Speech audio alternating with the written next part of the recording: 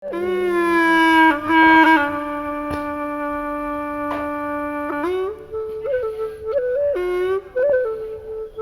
ดหน้าสักหน่อ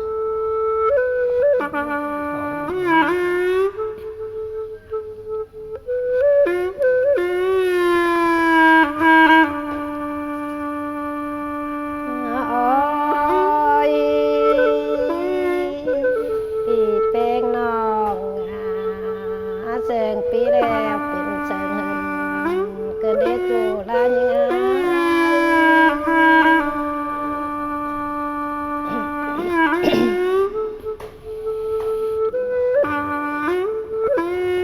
เห็นเลยเสียงปีเจมอเกิดได้นอจูลายังปนเกิด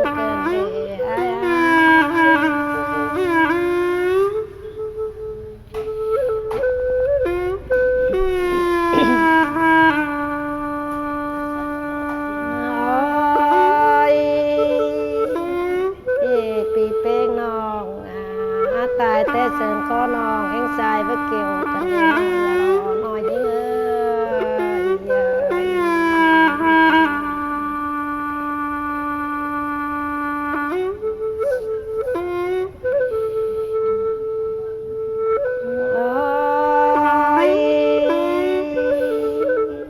ปีเอ้ยน้องโป้น้องที่เล่นซาเล็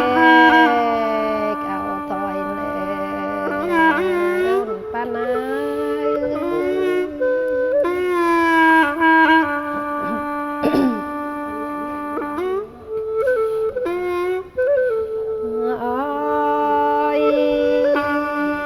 เป้งน้องโป้น้องที่ตามสักน้อยเอาเสือก็เนื้อจูหักนี่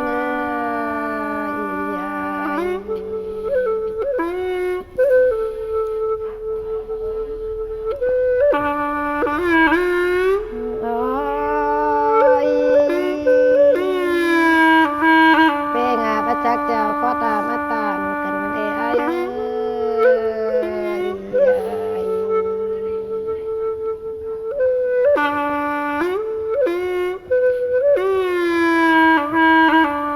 เห็นนา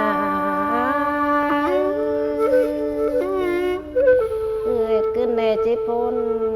ขอนมองกันเลยปันนี้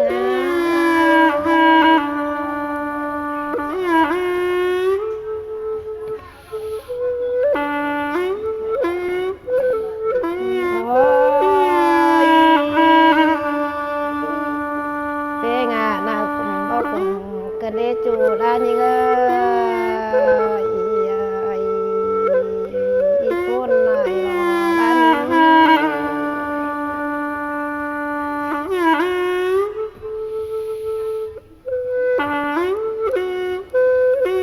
เห็นหน้านอน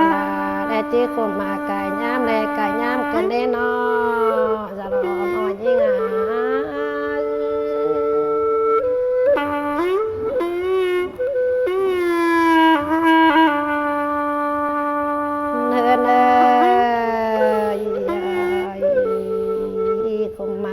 ย่ำเด่นบ่เฟสกันเน่น้อยปุ่นกันเด่นปัญหา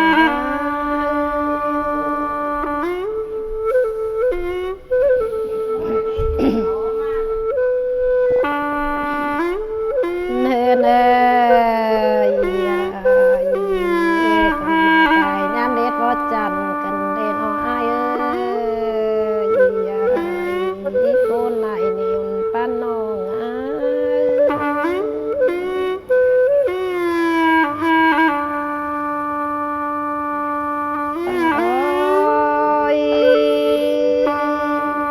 ปีเป้งกะย้ำปั้นกันโอกันเล่นคนคนกันหน้าจุฬานี่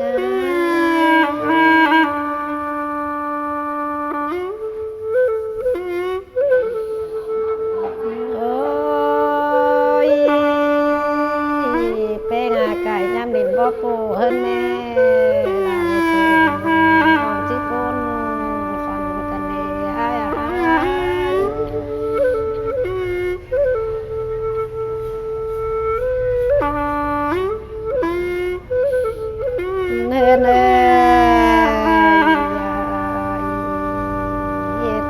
ที่พ้นจื้อเกินเด้น้องเพลงไอ้นะ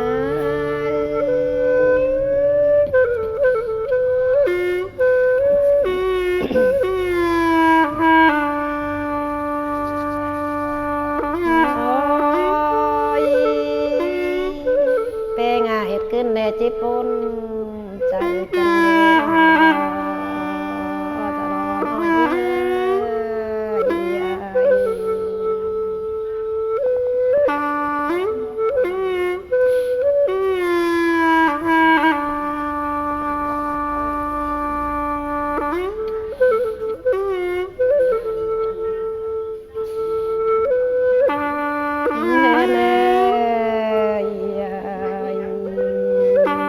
ขึ้นแน่ต่อพงามเกินมาเลยพอขึ้นหนา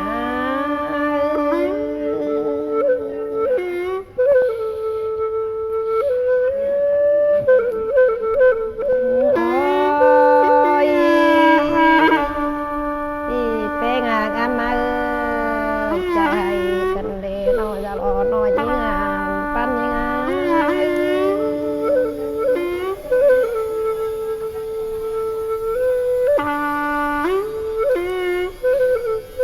โอ้ยงานมาแล้วใส่ดูตองทำที่ปอลินกันเด้ไอ้อีใหญ่คนก่อนอ่อนกันเด้ตานา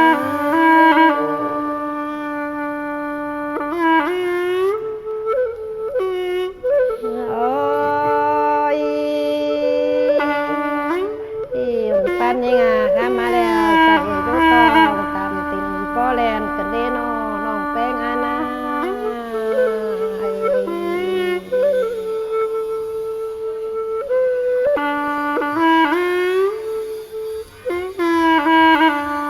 เนเนยงามเสงามบลาอีกกันเด้โผล่ขึ้นหนา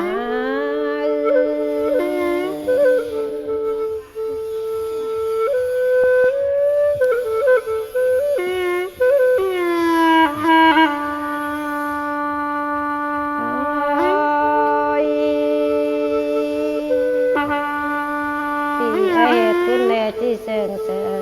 กันได้ไอ้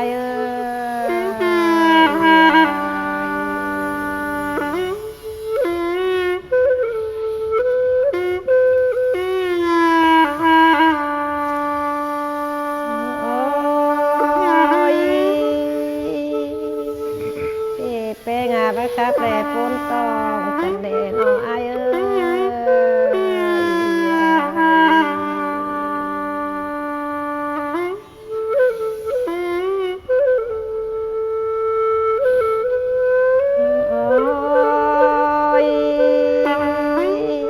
เป้งาพะลองได้ปุ้นใจเกินเด้โผล่ขึ้นหนา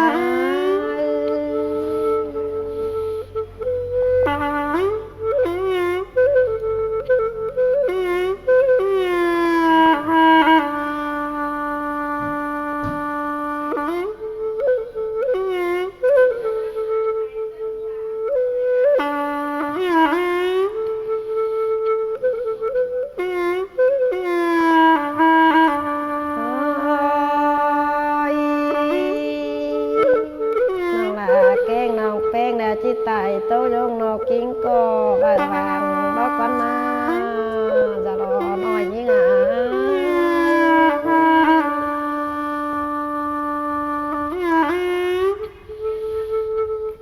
เน่เน่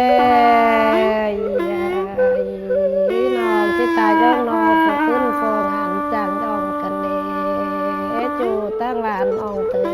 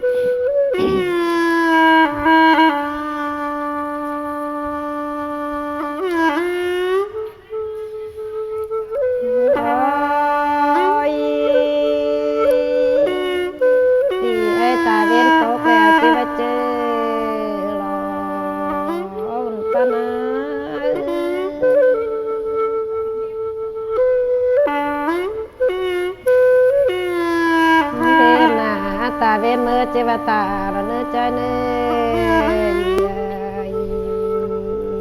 แต่เวียนเก่าเลือกการออกลาที่ได้ลงตั้งติ่งหนอไอ้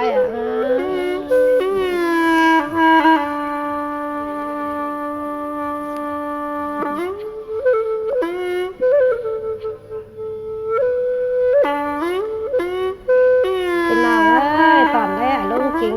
เป่าปีเนอครับกับมาเสริงก็เลย